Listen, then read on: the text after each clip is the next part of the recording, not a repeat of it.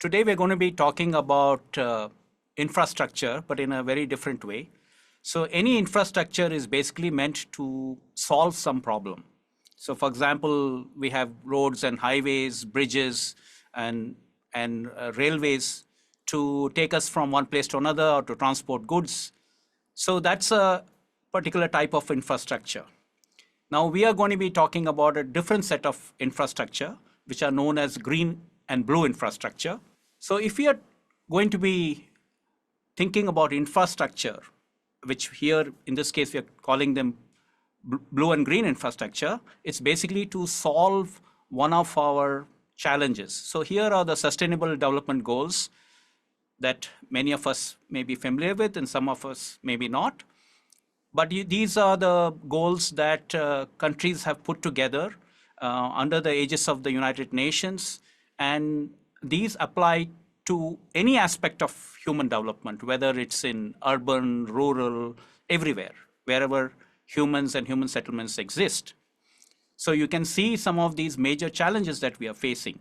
So for example, we have a poverty challenge, so there's an SDG goal called no poverty. Then you have things related to food security, health, education, gender equality. Then you have number 6, which is on clean water and sanitation. Then you have a series of other things related to energy, work, industry, reduced inequality. And then you have number 11, which is very important, which is sustainable cities and communities. And then you have these important ones that I will be referring to quite often, is apart from number 6, which is clean water and sanitation. Number 13 is climate action. 14 is life below water, which applies, of course, mainly to marine ecosystems. And then we have life on land, which is your biodiversity and all of that. Then you have other things related to peace, justice, and strong institutions, which are very important. And number 17 is about partnerships for achieving the other goals. So that's the overall set of sustainable development goals that are important. And I will be looking at urban green and blue infrastructure through 3 main crises, global crises that we are confronted with. And these are climate change, of course. Then we have water security issues. So our water systems are in trouble. So water insecurity is a big challenge for us. And the third one is, of course, the loss of biodiversity. So we have these 3 lenses: loss of biodiversity, climate change, and water. So these are the 3 lenses or 3 big challenges through which we will be looking at the role of urban blue and green infrastructure. So there are 3 types here. So you can see that green and blue and gray. So the green infrastructure includes urban forests, gardens. You could have terrace gardens, you could have vertical gardens, you have vegetation, roadside trees, you have campuses which have greenery. So that's different types of green spaces that we see in the city. We have blue spaces too. We have urban lakes and ponds. In some places we have urban rivers. We have constructed tanks and lakes as well, apart from natural or semi-natural ones. And then we have a whole lot of gray infrastructure in the city. And gray infrastructure basically requires us to use cement, sand, concrete, mortar, all of that basically to build structures. And they sometimes are connected with the blue and green infrastructure. So for example, examples are a sewage treatment plant in an urban area. So we consume a lot of water and we convert it into sewage, and that sewage has to be treated before it's released back into nature in one form or the other. So that's a very important part of gray infrastructure. We have canals and drains, stormwater drains, sewage drains. These are all part of gray infrastructure. And we have other gray infrastructure in the city as well, like buildings and highways and bridges and so on. But the integration of the green infrastructure with the blue infrastructure and gray infrastructure is what leads to finding solutions for many of our urban problems. It could include pollution of water. So if you remember, one of the Sustainable Development Goals we referred to was clean water and sanitation, which is number 6. And then under Sustainable Development Goal number 6, clean water and sanitation, if you take target number 6 under that, it's about aquatic biodiversity conservation, wetlands, and so on. So that's basically how the Sustainable Development Goals get connected with finding solutions for urban challenges. The other term that you will come across a lot these days is nature-based solutions. And basically, this is just a term which has emerged recently. And there are other terms that some other folks prefer. For example, people also say ecosystem-based adaptations. So that is also a term that you will come across. So I just want to mention that nature-based solutions, as per the International Union for Conservation of Nature, has a certain set of criteria for us to meet before we can call something as a nature-based solution. So basically, nature-based solutions are solutions to urban challenges, whether it is pollution of water, whether it is pollution of the air, or whether it is related to water conservation or biodiversity conservation, or any of these other urban places for urban recreation. So it basically uses the power and mechanisms that we have in natural and modified ecosystems.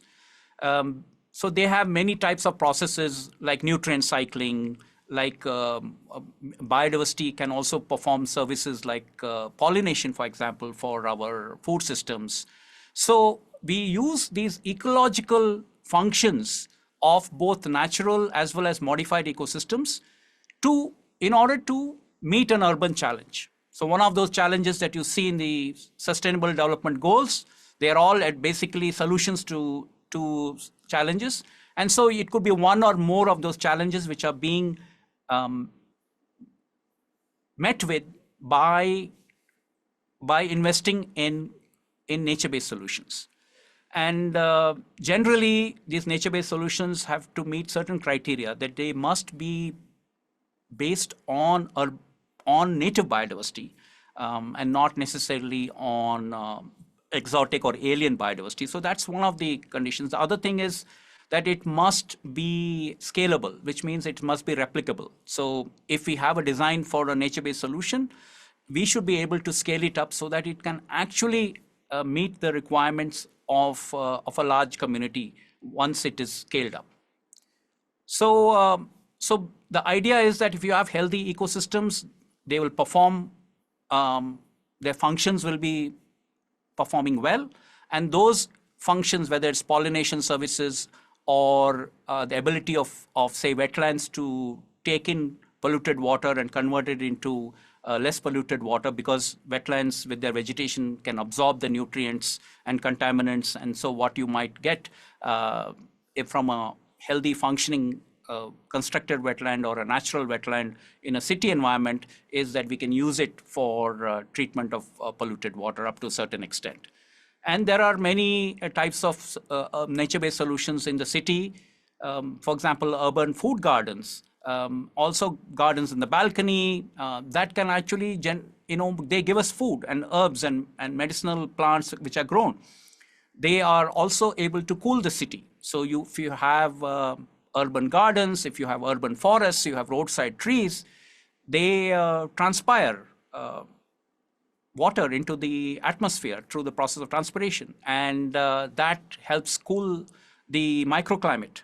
So we get a lot of benefit in terms of heat stress mitigation in cities, because cities are increasingly being subject to heat stress from both climate warming as well as from the heat island effect, because of the concentration of the built environment in the city, which absorbs a lot of the heat. And then so generally the city centers tend to be much hotter than prevailing areas surrounding it. So let's look at the biodiversity crisis. So we know that globally there is loss of species and ecosystems and habitats. And this is a target that many countries have met very recently under COP15. And the target 3 under that agreement, international agreement, is that national governments which have signed on to this will ensure and enable that by 2030, 30% of our terrestrial inland water, coastal marine areas, areas with particular importance for biodiversity and ecosystem functions, they are effectively conserved and managed. So this is a fairly ambitious target. Now we know that that in India we do have protected areas like national parks, sanctuaries, tiger reserves, but they have only about 15% of the total biodiversity and ecosystem services priority areas, which means that 85% of the country's important sites for biodiversity and ecosystem services are outside the protected area network. And we know that we cannot set aside so many areas under the category of national parks and sanctuaries because there are lots of restrictions on human use. So what we need to do in order to achieve this 30% target is that we have to have a combination of land sparing, which is what national parks and sanctuaries are, and land sharing.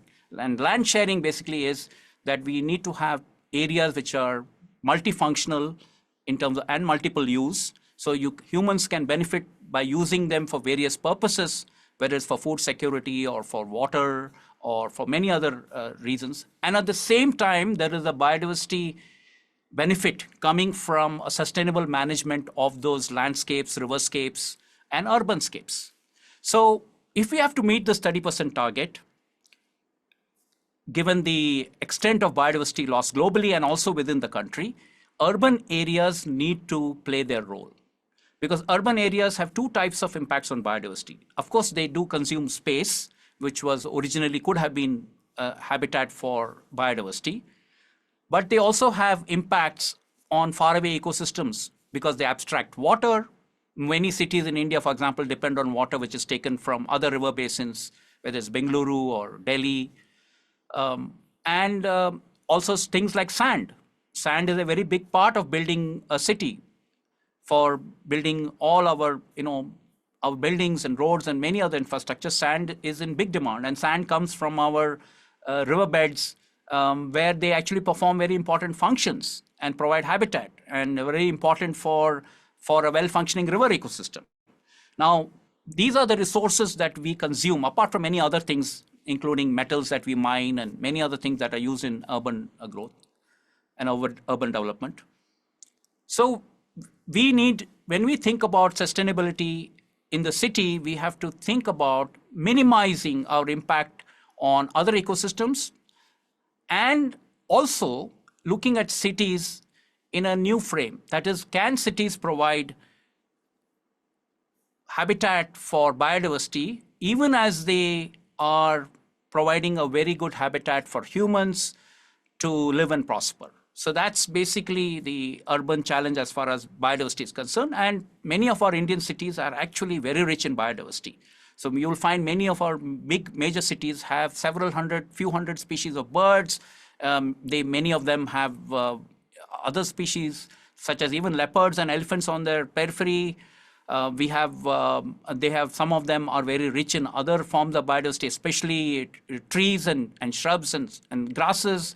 So urban areas can play an important role in meeting our 30% target. So we can look at how the management zoning is required in these high priority and potential priority districts. These are some of the districts with high priority for biodiversity and ecosystem services, and also the overlap with the Niti Aayog's aspirational districts, which are basically districts which are fairly low in terms of the human development indices. So can we look at green and blue infrastructure as part of the development pathways in some of these districts which are aspirational, which means that their human development indices needs to go up and to match with other districts. So this combination of land sparing or protected areas and land sharing approaches, which is basically co-management of natural resources, and location-specific interventions need to be integrated with our urban transformation. So one category that we can adopt in urban areas to give us biodiversity conservation targets to maintain is known as other effective area based conservation measures, or OECM. Now this is a new category, and it's defined as a geographically defined area other than a protected area. So basically, the land use is actually not meant for biodiversity conservation to begin with. It's meant for something else. It could be for the catchment of a water body. It could be for recreational purposes. It could be an institutional campus, a college campus. So the land use is something else, which is governed and managed in ways that achieve positive and sustained long-term outcomes for biodiversity, which means that and ecosystem services. So basically, you have sites which are not originally meant for biodiversity conservation, unlike a national park or a sanctuary.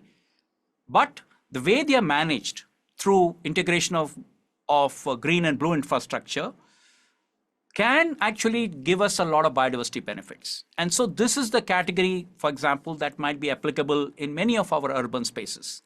So many of our urban institutional campuses are very rich in birds. And if we may manage to maintain the native vegetation and have a very intelligent and creative design of green and blue infrastructure, we will be able to have a refugia for many species of wildlife and our biodiversity in urban spaces. So you have, for example, India's first OECM site, which is the Aravali Biodiversity Park in Gurgaon, which was a quarried out area, which was basically mined out, degraded area, which was restored, and now it's a biodiversity park. It's very important for recreation.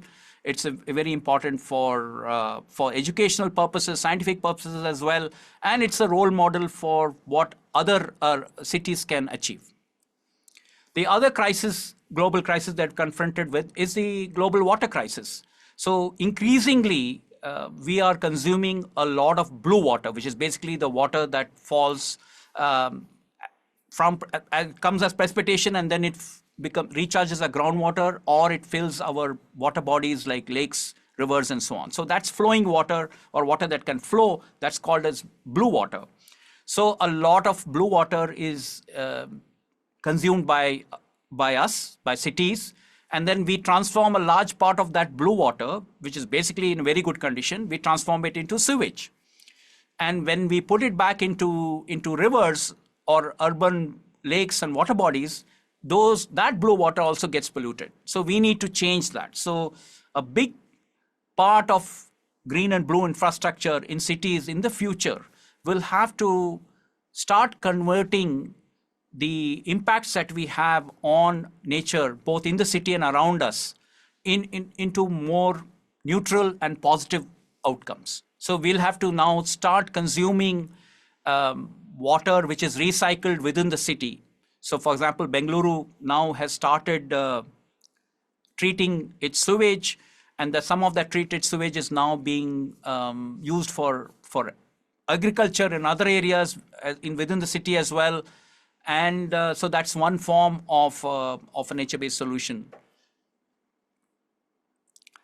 So if we are looking at sustainability of water and other biodiversity in cityscapes, we cannot be confined to just looking at the city by itself. As we know, climate change and water flows, hydrology, regional hydrology, it spans the entire continuum from the mountains where the rivers start and they take their birth, all the way to the seas, deltas where they reach. And in between, we have semi-wild areas, we have rural areas with agriculture, and then we have urban areas. So we have to look at this continuum and look at sustainable landscapes and riverscapes as the unit for our overall management across the basin.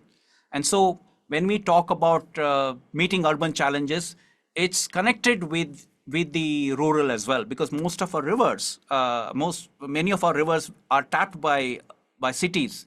They come from other areas, and so our impact on other areas is through our abstraction of water. So this is something that we need to address by recycling and reusing much of the water that we consume in our cities. Also, the biodiversity that we have in our cities cannot be seen in isolation. They need an ecological connectivity with biodiversity in rural and semi-wild and wild spaces which are around us. So we need to have that connectivity between the urban green and other green areas. So that's a slightly longer term vision. And only then can our biodiversity conservation plans really succeed if we have the hydrological and ecological dimensions looked at from a larger perspective of urbanscapes being nested within larger landscapes and riverscapes. So if you look at the third crisis that is upon us, global crisis, it's climate change. And so climate change has two dimensions. One is, of course, we have to reduce the amount of greenhouse gases that we are emitting, and cities are a very big part of the emissions of greenhouse gases. Then we also need to think about how we can have mitigation, which means that we try to sequester the carbon that is there in the atmosphere through vegetation. So vegetation and green spaces in cities and wetlands can actually play a role, and even urban soils, if they are well managed, can play a role in sequestering carbon and storing that carbon, take it out of the atmosphere and put it into storages which are much more longer term. So that's one aspect. The other is that climate change, the warming due to climate change is becoming a very serious threat to human well-being. So one estimate is that over 35 crore people in urban areas are exposed to very strong heat stress in many months of the year. And so nature-based solutions and green and blue infrastructure have a very important role in helping with both the mitigation as well as adaptation aspects of climate change in the cities. So this is a map of Bengaluru, where we have taken the land surface temperature from a satellite data, and we have subtracted the city average temperature from the temperature of every place. And you can see that you will find that the areas which have got negative values, which are in the blues, are sites which have got a below average temperature. That is, that their temperatures are below the city average. And then you have other parts of the city which have got above city average temperatures. So these are known as temperature anomalies. And here we can see that the green spaces of Bengaluru and many other Indian cities are very important for reducing the heat stress in cities, because we have two sources of heat stress in cities. We have, of course, the climate warming itself. The second part is that we also have the built environment contributing to what is known as heat island effect, where you have a concentration of heat in the built areas compared to rural areas elsewhere. So we need to find solutions for this. And as we can see, if you have sites set aside for green and blue infrastructure, nature-based solutions, green spaces, urban forests, gardens, food gardens, campuses which are green, roadside trees, and our lakes, they can all help with reducing the heat stress under current as well as future warming. Just want to mention there is one more aspect. Green and blue infrastructure require water to sustain themselves. So whatever green vegetation that we see in many cities, often they are sustained by water that we have brought from elsewhere as well. So since we are talking about a climate crisis, a warming crisis, we need to think about design of green and blue infrastructure in such a way that the maintenance of this green and blue infrastructure is based on, for example, recycled sewage, treated wastewater and so on, and not based on further import of water from other rivers and elsewhere. So this is something that we have to keep in mind, because maintaining these green spaces does require water to be part of the design. The other thing that is emerging as a major is we have lots of urban rivers, and we need a new imagination of how to transform them. We need, they're highly degraded in terms of their water quality. The biodiversity that they used to sustain is often lost. We have lots of invasive species which have come in. So here are two snapshots of urban rivers, both from Pune, and you can see that the version on the right has got a lot of concrete on it. So that's a lot of gray infrastructure, but the green and blues are largely missing. So many of the of the riverfront developments across the country need to rethink their plans and have urban rivers look a little bit more like what you see on the in the left-hand image, left side. And these are urban rivers can become important repositories for aquatic biodiversity, for native species, perform good recreation role, and the water can be good enough for bathing and so on, and perhaps even be good enough in the future for treating in a treatment plant and then supplying for drinking water. This is the set of goals that we need to have for our urban rivers. They need to be an integral part of our biodiversity conservation plans, need to be performing an important water security role, and of course they will help cool the city as well. So we really need to have less concrete and a little bit more green and blue in our imagination of urban rivers. So urban riverfront development needs to have a serious rethink across our country. There are very good examples that we have. For example, the Yamuna Biodiversity Park in the floodplains of Yamuna, done in a site which has been restored from a very degraded and toxic state to a very thriving ecosystem. That's a very good example of an urban green and blue infrastructure that has met all the requirements of what is known as a nature-based solution, maybe perhaps even a other effective area-based conservation measure, and it is generating jobs for people. So having a new set of entrepreneurs, urban ecological restoration entrepreneurs, there will be ecologists, there will be engineers, there will be social scientists, there will be economists, there will be people who understand finance. We need lots of disciplines to collaborate and learn from each other. And together we have to have a new breed, a new generation of people who will help transform many of our cities into sites where biodiversity conservation, water security, food security, many of these sustainable development goals can be achieved, and they can serve as long-term assets for the growth and well-being of the people of the city.